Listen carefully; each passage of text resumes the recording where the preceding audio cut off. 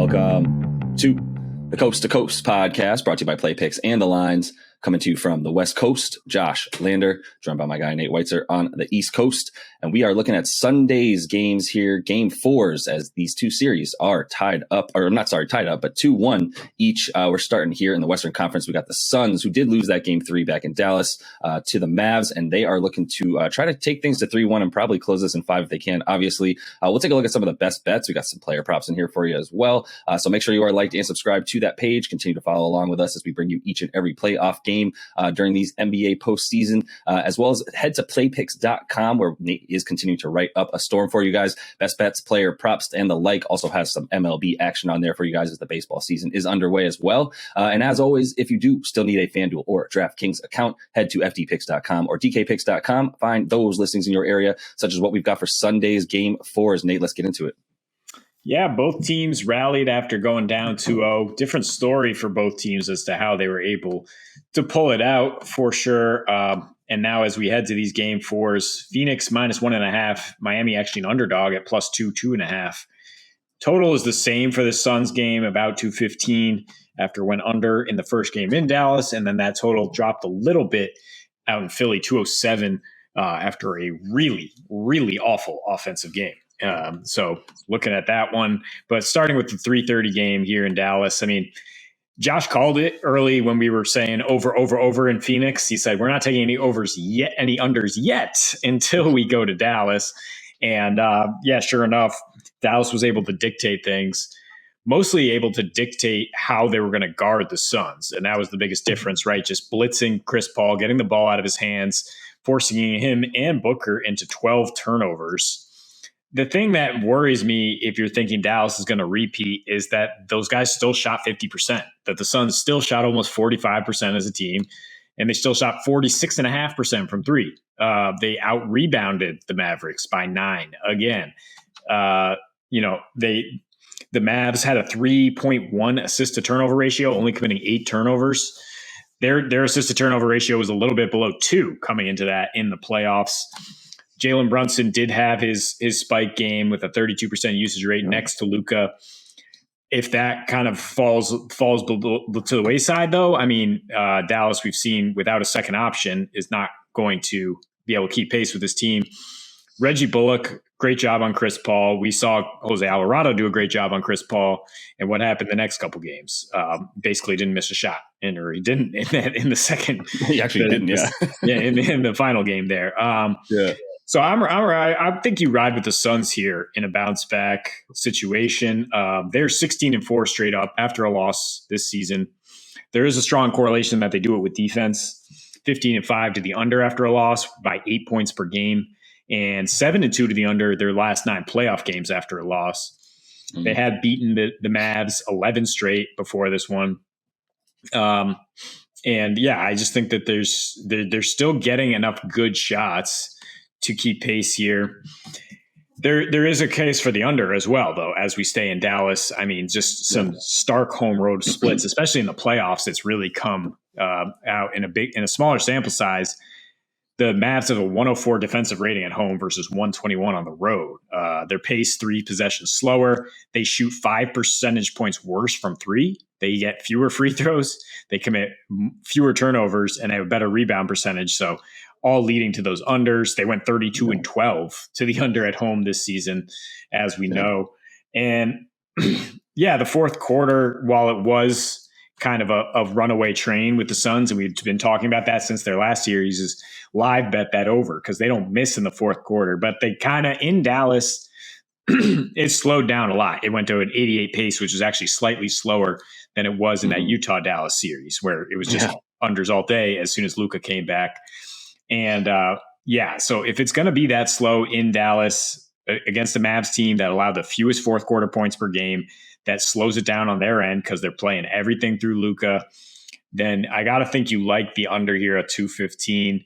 But I prefer the Suns first and foremost to take that 3-1 lead you're talking about. Yeah, I think I feel that too. And I was initially thinking of some way to maybe bet a specific time period. I don't think it's about, the Suns coming out here hot in the beginning of this game. I think it is going to be a classic sort of Suns game where in the first half they're doing what they can, to really just pace and sort of keep a single digit lead, keep it close either way. I think that's been the case in this series. I was sort of thinking that this the fourth quarter Suns were going to sort of prevail and that they were going to have a chance, but that third quarter sort of blew things open for them in a way that they really couldn't crawl back after they're down at points, around 15 points or so. They crawl back to under 10, but that's about as close as they were getting when guys like Jalen Brunson, like you pointed out briefly, were doing their thing at home as you expect from those role players, as we mentioned, Reggie Bullock and Dorian Finney-Smith, both nice games in terms of the offense that they were able to put out. Obviously Kleber hit his shots as Dwight Powell continues to be unable to stay on the floor as he's really not bringing much value in the way of, playing big or playing defense well against Ayton, who, by the way, was got his rebounds at 11. I was something that I was really looking forward to in this one were his rebounds, as we thought was going to be a bit choppier, and that things, they were either going to take the ball out of Booker's hands or Paul's hands. You can't do both. Obviously, we know that, and it was Paul who still, to your point, had an efficient game. He was 5 for 9. It's just that he only had 4 assists and was only 5 for 9 because he wasn't able to do much after he was crossing half court and just getting, as you said, bum rushed by at least one other guy with 5 sets of eyes watching him the entire time. And Book, to his credit, he had those 6 assists. I think you might consider that this is the recipe that J-Kidd is going to go with. We knew he was sort of experimenting in ways on defense and with his lineups, and I think he found something in the fact that if Kleber is able to at least hold his own and get the help that he needed. I mean, obviously, when someone like JaVale was on the court, or even DA at times, when JaVale was on the court, he was able to handle JaVale fine. JaVale did well against Kleber, but my point is he wasn't a defensive liability no matter who was on the floor, especially because he was getting that help when Ayton got the ball, which limited his points. He was still able to get about 16, but it was a little bit less than you would expect from him as we talk about his ability to dominate the series. They took that ability away. Those were the two guys essentially that they said we're not doing anything with. Mikal Bridges goes 5 for 14 in his own right, and he had plenty of good opportunities. He was the guy that was the beneficiary of the second pass after Chris Paul loses, has to pass it, the hockey assist, if you will. Then Booker, whomever getting the ball at the wing, had found Bridges with, a one-on-one opportunity. He had plenty of, pull-up mid-ranges. He had a couple of nice dunks and drives, but his efficiency needs to be better. They need him to be that third scorer. At this point in his career, it's not Jay Crowder in terms of that third scorer for them. And if Ayton is going to be, they're going to have all their eyes on Ayton, then I think, Bridges and Crowder are going to be the guys that need to do it. Crowder had a decent, a really good game last time, but that's not something that you expect consistently. And that cannot be your recipe for success, which the Mavs know. If they're going to get the ball into Crowder's hands, et cetera, then they're happy with that. And Bridges the same. So if those guys are able to come through a bit better, you don't expect that on the road, which is all leading once again to my favorite bet, honestly, still being an under. I almost like the Suns equally, just because I do think this is a game where it will remain close. They get to the fourth quarter, and that's where they take over.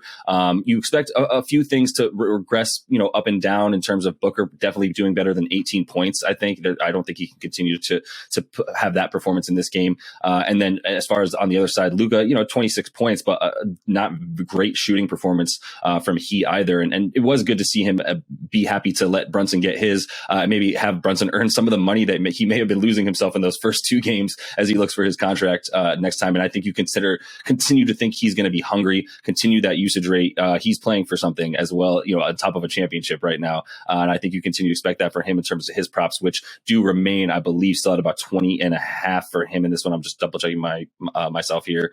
19.5, even better, -105. So I continue to like Brunson as well in this game. Yeah, and the Mavs, of course, playing for their playoff lives. Josh also mentioned bet that first quarter or first half line for these teams down 2-0, and both did come out strong. And in support of the under, I mean, Dallas in the clutch, basically the second best team next to Phoenix this year, especially at home after the All-Star break. They were 8-1 with the best net rating in the clutch and a 90 defensive rating. So that supports the idea that maybe they can hold down Phoenix down the stretch, keep this under.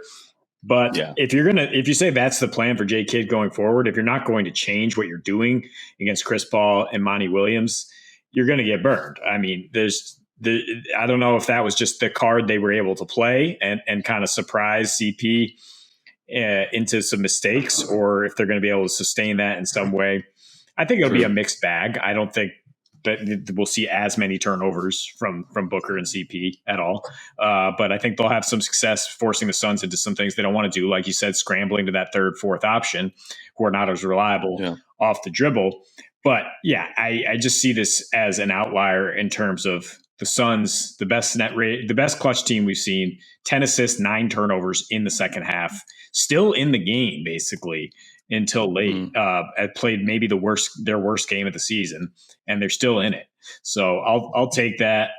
I'll take the team that has more depth, more options, more adjustments to make in terms of who does Monty want to bring off the bench. Whereas Kidd, we're all talking about, can he survive defensively with Kleba? Can he survive offensively with Powell? It's tough. And the under again is a good call because Luka, as good as he is offensively, he makes unders happen with his slow pace, with the fact that he gets the rest of his guys cold because they're not as empowered, and because it's just the way he plays the game. It just slows down, and it's a walking under. That's why Dallas has these numbers, especially at home. Isn't that hilarious? He's like the most talented walking under on offense of all time. So a guy who could have a 35-point triple-double on any night against literally any team in any defense, and you still love unders. And that's also in part with J. Kidd's game plan, as we know, is he knows he doesn't have the offensive weapons around Luka to do that. He knows Luka can't get as tired as he definitely looked in game 2, as he was just getting put around, definitely taken advantage of because of how much he had to do on offense. And at least in part, I would say that's a huge reason for why he did give the ball up a bit more in this one and was happy to let other guys cook on offense. Still no sign of Spencer Dinwiddie in this series. This might be the way that he's able, this might be what he's capable of right now, especially against the Suns team, and how he's going to fit in when you have Luka. If you do like some player performance levels, and I did mention, I like Book to come back to his shooting ways and his scoring ways. 25 points in a victory for the Suns in this one for him. You're not often going to see a 25-point in a victory player performance level for Devin Booker this season. And it's at plus 178. So I would consider that if you're looking there for some props and some things of that nature in this one, as we kind of made clear. -2, for this spread, -1.5, depending on where you have it for Phoenix. The fact that we were able to get it down to that, even though they are on the road against a good at-home Dallas team, we're great with an under when it's Dallas at home, and we are also great with choosing the Phoenix Suns to come out and win any game at this point by 2 points or so.